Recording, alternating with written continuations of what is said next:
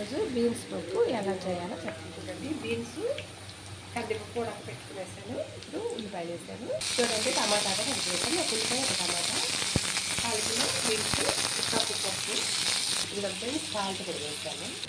ఇదంతా టమాటా, ఎర్రగడ్డ, సాల్ట్ వేగిపోయింది. కరివేపాకు కూడా వేసుకోవాలి ఫ్రెండ్స్. కారం వేసాను. ఇప్పుడు పసుపు కూడా వేసుకుంటాను. వేపుకుందాం కాసేపు. ఇదిగో ఫ్రెండ్స్, టమాటా, ఎర్రగడ్డ, కారం అన్నీ వేగిపోయింది. ఇప్పుడు బీన్స్ పప్పు కూడా పెట్టుకున్నాం కదా, అందులో వేసేసుకుందాం. చూడండి ఫ్రెండ్స్, బీన్స్ పప్పు, తెల్లపాయలు కూడా వేసాను. ఇందులో చాలా బాగుంటుంది ఇలా చేసుకుంటేనండి. రసంలోకి కానీ, కాకపోతే పులుసులోకి కానీ చాలా బాగుంటుంది. పులుసుకి కాంబినేషన్ అండి రసం కూడా. చూడండి ఫ్రెండ్స్, నేను చేసిన బీన్స్ పప్పు వేస్తే లైక్ కొట్టండి, షేర్ చేయండి. ఎవరికి ఎంత టేస్ట్ కావాలో ఉప్పు కారం వేసుకొని చేసుకోండి. ఆరోగ్యానికి చాలా మంచిది. కొందరు వట్టి బీన్స్ తింటారు, అటువంటి వాళ్ళకి ఇది బీన్స్ పప్పు అండి. టమాటా, ఎర్రగడ్డ ఎక్కువ వేసుకొని చేసుకుంటే చాలా బాగుంటుంది. నమస్తే.